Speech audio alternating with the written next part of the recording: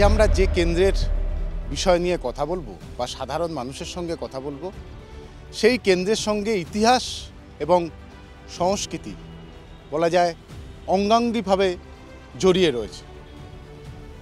কৃষ্ণনগর লোকসভার কথা আজকে আমরা তুলে ধরব এবং আমরা যেখানে রয়েছি একদম কৃষ্ণনগর রাজবাড়ির কাছে, এবং এই রাজবাড়ির সঙ্গেও এবারের লোকসভার রাজনীতিও কিন্তু অনেকটাই জড়িয়ে গেছে।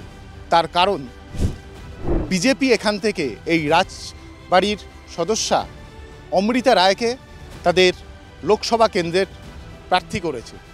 অন্যদিকে তৃণমূল কংগ্রেসের হয়ে ফের লড়াইয়ের ময়দানে নেমেছেন মৌহা মৈত্র। সিপিআইএমের প্রার্থী রয়েছেন SM সাদি। যদিও মনে করা হচ্ছে মূলত লড়াই এই রাজবাড়ির সদস্যা বা বিজেপি প্রার্থী অমৃতা রায়ের সঙ্গে মৌহা মৈত্রের। কী সমস্যা রয়েছে এই এলাকার, পানীয় জল থেকে শুরু করে সড়ক পরিবহন, রেল যোগাযোগ, এই সমস্ত বিষয় নিয়ে সাধারণ মানুষের সঙ্গে আমরা কথা বলবো এবং এই কৃষ্ণনগর লোকসভার সমস্যা এবং আগামী দিনে কি প্রাপ্তি, সেই সমস্ত বিষয়গুলি আমরা নজরে রাখব।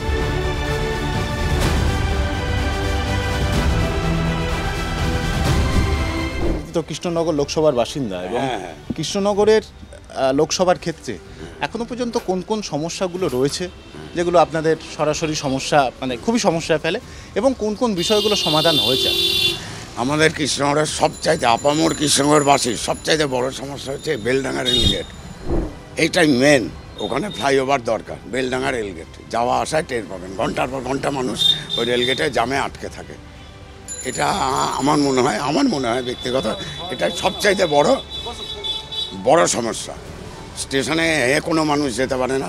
যেদিন ওখানে ওয়াগান লাগে, রেক লাগে, ওদিকে একটা স্কুল আছে সেখানে কেউ যেতে পারে না। হসপিটালের রাস্তা ওইটা, সেখানে যেতে পারে না, কোনো মানুষ চলাফেরা করতে পারে না। মেনলি ওইটা হচ্ছে সবচাইতে বড় সমস্যা।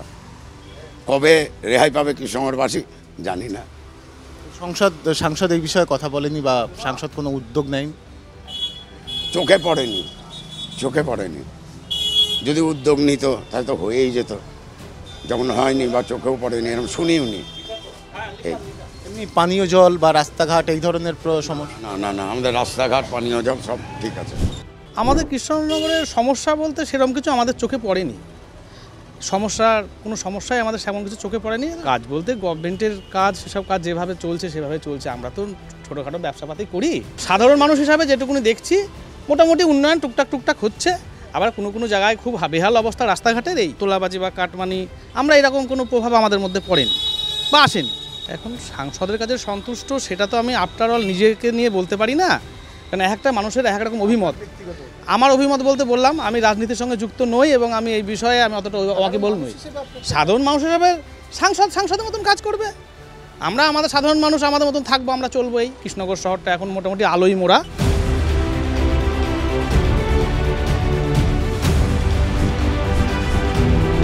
দেয় সে গুলা জল, ভালো না জল, দুপুরবেলা জল দেয় না, সকালে জল দেয় আর হচ্ছে 3টের দিকে, 3:30 4টের দিকে জল দেয়। সেই জলটা তো কিছু করা যায় না। খাওয়ার জল তো নাই, খাওয়া তো নোংরা জল, এ তো খাওয়াও যাবে না, রান্নাও করা যাবে না।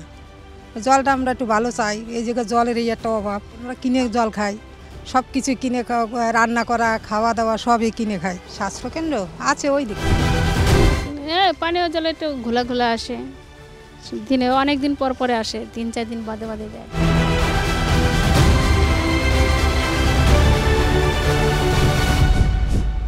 যা রোজ হয় এতে আমাদের পোষায় না। 300 টাকা রোজ দেয়। চালের দাম বেশি, তেলের দাম, সব জিনিসের দাম বেশি। সরকার থেকে আমরা সাহায্য বলতে ওই তো রেশনে চাল দেয়, ক কেজি, 10 কেজি, 5 কেজি মাথা পিছু, এই আর কোনো সাহায্য পাই না। সারের দামটা একটু বেশি, কিনা একটু অসম্ভব হচ্ছে। রোজগারপাতি যা হয় তাতে চলে না, জিনিসের প্রচণ্ড দাম আর কি, কষ্ট করে চালাতে হয়। রেশন পায়, রেশন ডিলার হচ্ছে চোর, পাকা চোর। পানীয় জল ঠিক নেই, একদম জল বিচ্ছি জল, মানে মুখেই দেওয়া যায় না। পান করা জল যাতে মানুষের কোনো ক্ষয়ক্ষতি না হয়, এটা ভালোই দরকার, কিন্তু সেটা মোটামুটি একদমই খারাপ। স্বাস্থ্যকেন্দ্র আছে, তা ডাক্তারবাবুরা আছে গুরুত্ব দেয় না ওরা। তারপর ওদের হচ্ছে আসার কথা, বাড়িতে আসার কথা, বাড়িতেও মোটামুটি আসে না, সেরকম একটা খোঁজ খবর নেয় না। এখানে কাজকর্মের ব্যাপার আছে, ওই মাঠে কাজ করতে হবে, মজুরি দিতে হবে, দিনমজুরি। ওই দিনমজুরি হিসাবে যা পাই তাই যে টুকটাক সংসার চালায়, আর নিজের যেটুকু আছে ওটুক দিয়েই আর কি। এখানে কোনো শিল্প নেই। এই শুনি আর কি পঞ্চায়েতের মুখে বা অন্য লোকের মুখে শুনি যে এই তো ঘর চলে এসছে, তোমার অমুকের ঘর চলে এসছে। এবার তার মধ্যে কেউ পেয়েছে, কেউ পায়নি। তবে পরে যে একটা মোদী সরকার হয়েছিল যে ঘরটা পাবে, ওটা কি করে বন্ধ হয়ে গেল জানি না। এবার আমরা মোটামুটি পাইনি।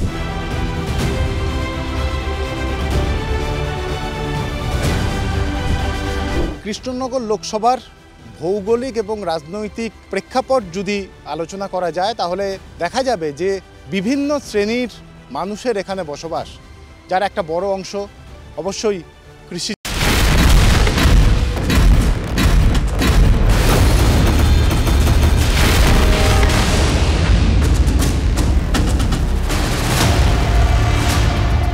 বহু বৈচিত্র্যপূর্ণ এই কৃষ্ণনগর লোকসভা নিয়ে কি বলছেন রাজনৈতিক বিশ্লেষকরা, শুনে নেব আমরা। নমস্কার, আমি ডক্টর সৌমেন চক্রবর্তী। 2024 লোকসভা নির্বাচনের প্রাককালে পশ্চিমবঙ্গের বিভিন্ন কেন্দ্রগুলির হাল হকিকত আপনাদের সামনে তুলে ধরার জন্য নিজস্ব তাগিদেই একটা সমীক্ষা, আমার নিজস্ব বিশ্লেষণ ধারা উপস্থাপন করতে চলেছে। যে কেন্দ্র হিসাবে আজকে আমি আলোচনা করব সেটা কৃষ্ণনগর কেন্দ্র। এমনিতেই বলা যায় একটি পুরনো প্রসিদ্ধ নগর কেন্দ্রিক কেন্দ্র।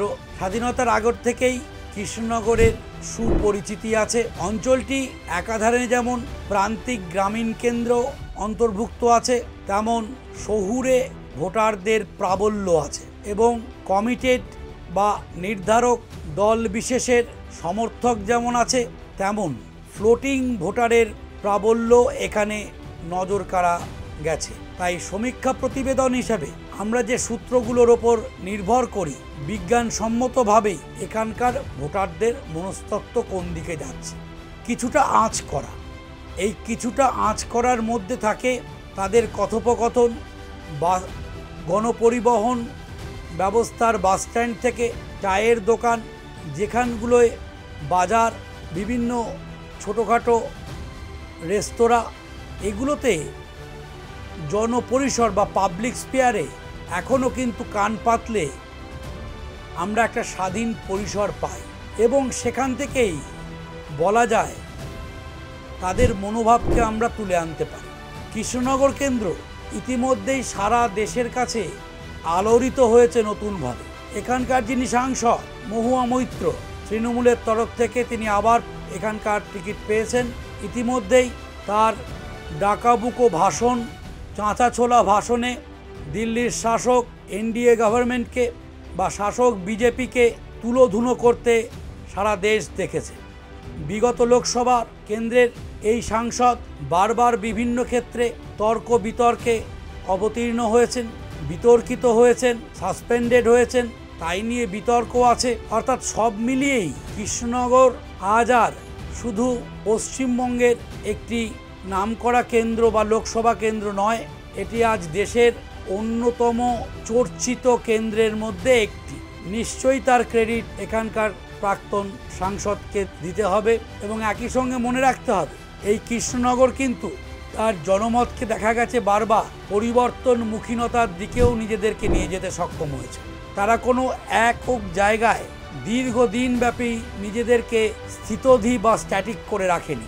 এইবারে কৃষ্ণনগরের ক্ষেত্রে ঠিক ভোটের আগে বিজেপির সিএএ লাগু এক বিশেষ মাত্রা দিয়েছে। আমি আগেই বলেছি আমাদের সমীক্ষা প্রতিবেদনে ধরা পড়ে কিভাবে প্রাক নির্বাচনের মুহূর্তে বড় কোনো ঘটনা ফ্লোটিং ভোটকে কিভাবে প্রভাবিত করে বা সেই ঘটনা পলিটিক্যাল মার্কেটিংকে কতটা ডিভিডেন্ড দেয়। আমার বিশ্বাস কৃষ্ণনগরের একটা ব্যাপক অংশ জুড়ে মতুয়া সম্প্রদায় এই সিএএর পক্ষে কিংবা বিপক্ষে কি রায় দেন সেটার ওপর অনেকাংশে নির্ভর করছে কৃষ্ণনগর লোকসভার ভাগ্য।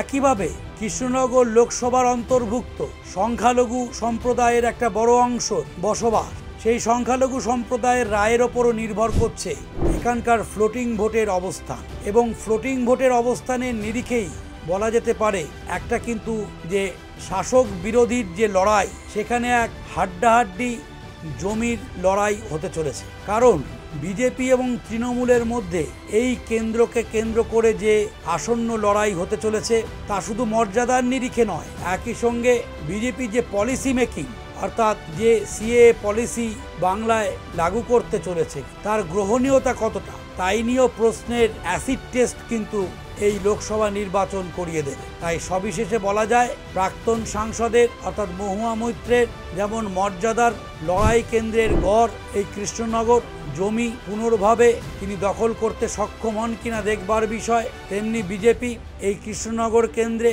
সিএ এর পরবর্তী পর্যায়ে এই কেন্দ্রকে তার কাছ থেকে ছিনিয়ে নিতে পারবে কিনা সেটাও দেখবার বিষয়। এই দুটোর মধ্যে লড়াই আগামী দিনে আরও জমজমাট হবে এবং প্রচার কৌশল মূলত এই দুটোকে কেন্দ্র করেই গড়ে উঠবে বলে আমার বিশ্বাস। তাই আগামী দিনে কৃষ্ণনগর ভারতবর্ষের অন্যতম নজরকাড়া কেন্দ্রে পরিণত হতে চলেছে বলে আমি বিশ্বাস করি। এই লোকসভার বিগত বিধানসভা নির্বাচনের সময় যদি দেখা যায় তাহলে বেশিরভাগ বিধানসভা কেন্দ্রেই কিন্তু এগিয়ে তৃণমূল কংগ্রেস, কৃষ্ণনগর উত্তরের মতো আসনে বিজেপি এগিয়ে। এই অবস্থাতে কোন প্রার্থীর দিকে সাধারণ মানুষের ভোট যায়, মহুয়া মৈত্র নাকি বিজেপির প্রার্থী রাজবাড়ির সদস্যা অমৃতা রায় নাকি বামেদের প্রার্থী এস.এম. সাদির দিকে, সেদিকে অবশ্যই সাধারণ মানুষ নজর রাখছে।